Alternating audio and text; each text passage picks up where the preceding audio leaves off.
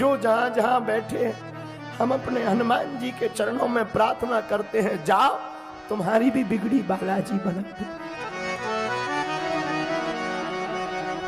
ये हमारी माता जी टीवी पे दिख रही हैं, इन्होंने हमें बहुत शिक्षा दी।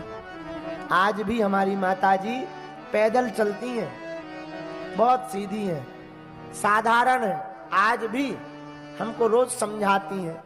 इन्होंने ही हमको सिखाया, बेटा किसी भी परिस्थिति में तुम मुस्कुराना नहीं छोड़ना है।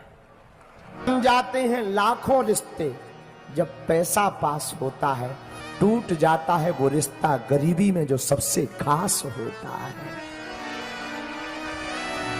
गरीबी में कोई किसी का नहीं होता। अमीरी में तो हजारों रात नाते जुड़ जाते, रिश्तेदार भी 50 मिल जाते,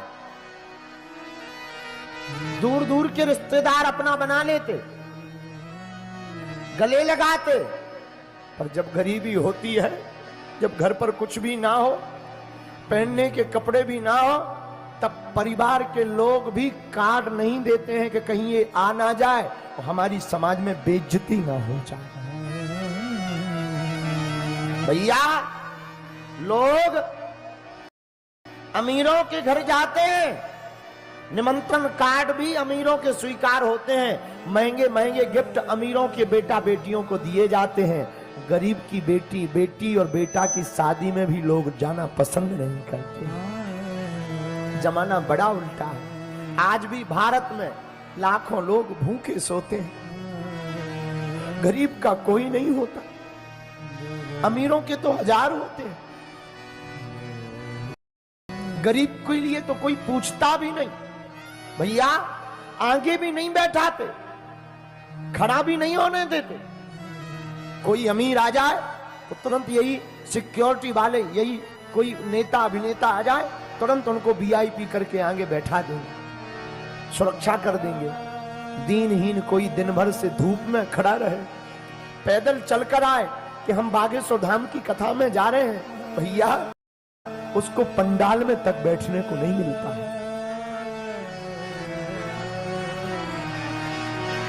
विचित्र स्थिति। क्यों?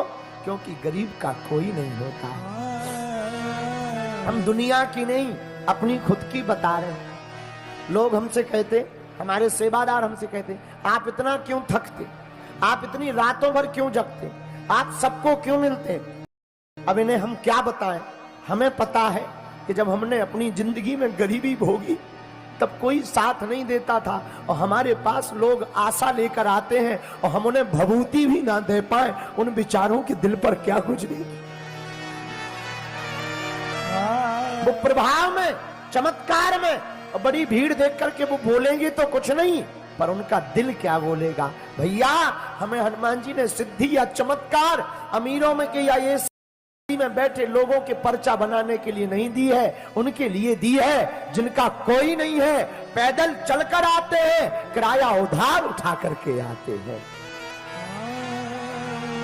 पर सच बतावे, हम तो अपनी आंखों से देखते, गरीब का तो केवल भैया कृष्ण होता है।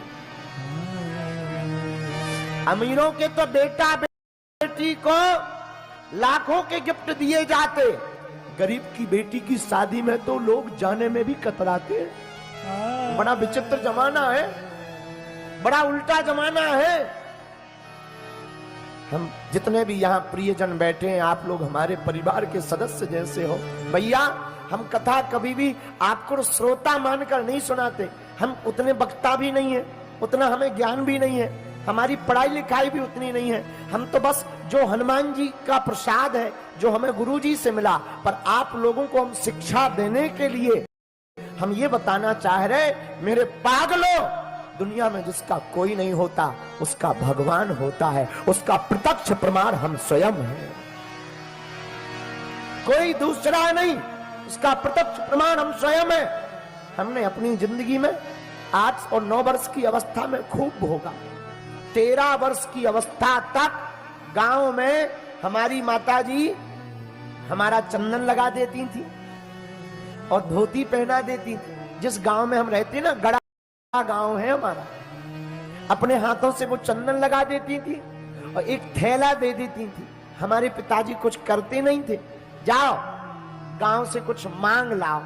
हम घर घर जाते थे, ब्राह्मण थे, आज भी ब्राह्मण, पर हिंदू हैं हम, कट्टर सनातनी हिंदू हैं, जातिवाद में नहीं हम पढ़ते हैं, क्योंकि हम हिंदू हैं। तो हम थैला लेकर गांव में जाते थे, कुछ लोग चावल दे देते थे, आटा दे देते थे,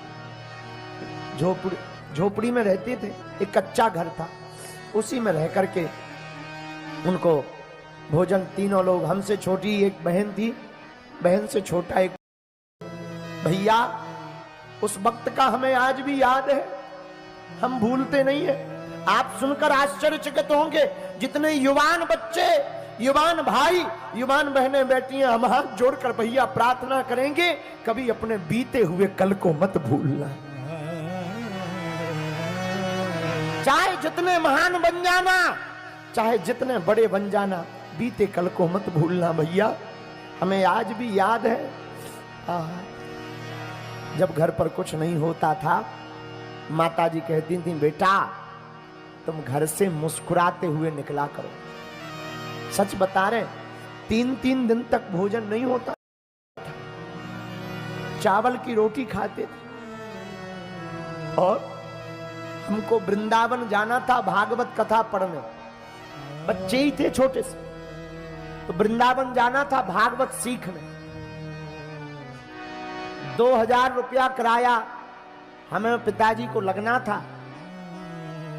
20 मकानों में गए थे हम मांगने, 1 रुपया भी उधार नहीं दिया था।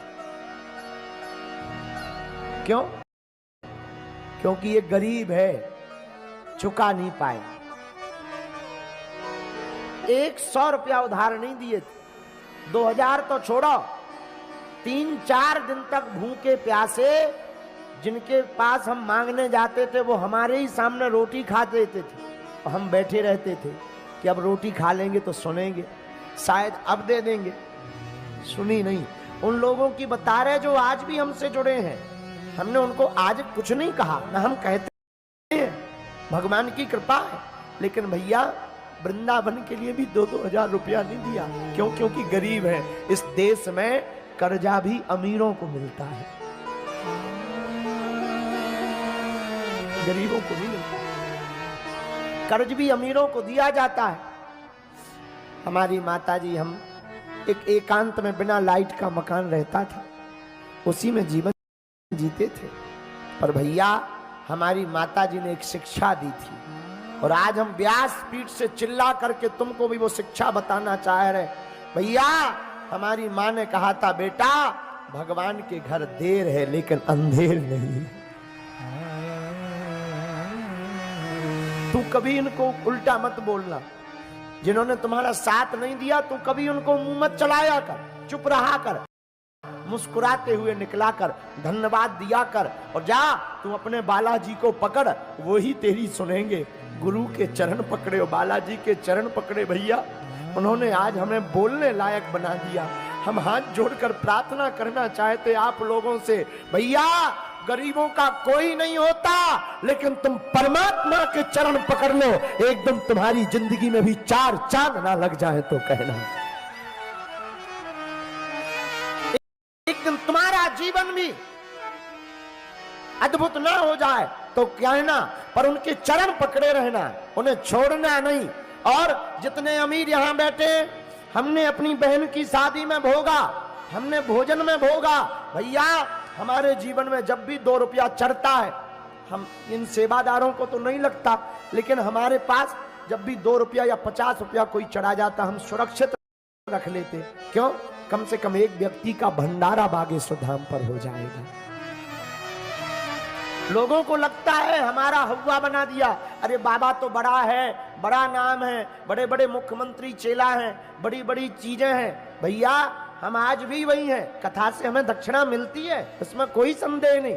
लेकिन हमने अपनी बहन के विवाह में जो ठोकर खाई थी, हम बाहर खड़े थे, छोटा सा मकान था। जब बहन की शादी हुई तो नाम लिखने वाला जो पहले दीवार पे लेखन होता था, शुभ लाभ लिखते थे, कन्या का नाम और वर का नाम लिखते थे, उसने 250 रुपया नहीं थे, तब हमने कपड़ों में डालने वाली नील खरीदी 7 रुपया की, उसको घोलकर लकड़ी का कूचे का ब्रुश बनाकर और गांव के एक व्यक्ति से लिखवाया। हम सामने खड़े थे। उसी दिन हमने प्रण लिया था कि जिस प्रकार हमने अपनी बहन के लिए, विवाह के लिए दर दर ठोकरें खाई, कभी भगवान हमको सामर्थ्यवान बनाएगा तो हमारी तरह अब किसी भाई को रोना नहीं पड़ेगा। बस उसके बाद हनुमान जी ने बाहें पकड़ ली और आपकी कृपा से हर साल महाशिवरात्रि पर उन बेटियों का घर बस जाता जिनके माता पिता और भाई नहीं होते। जय श्री राम, जय बागेश्वर धाम बालाजी सरकार की जय। जैसा कि दोस्तों हम आपको बता दें कि बागेश्वर धाम की धीरेन्द्र कृष्ण शास्त्री की कथा भागवत चल रही है। वहीं आपको बता दें कई देश विदेश की बॉलीवुड सितारे भी बागेश्वर धाम के में पहुंच रहे हैं। कई धर्म विरोधियों पर बागेश्वर धाम गुरुजी ने कुछ ऐसी बातें बोली हैं, कुछ ऐसी बातें भी बोली हैं धर्म विरोधी की हम ठटरी बांध दे। अभी जय श्री राम, जय बागेश्वर धाम के गुरुजी जो बोलते हैं सब सत्य बोलते हैं। आपका टाइम शुभ हो। जय श्री राम, जय बागेश्वर धाम बालाजी सरकार की जय।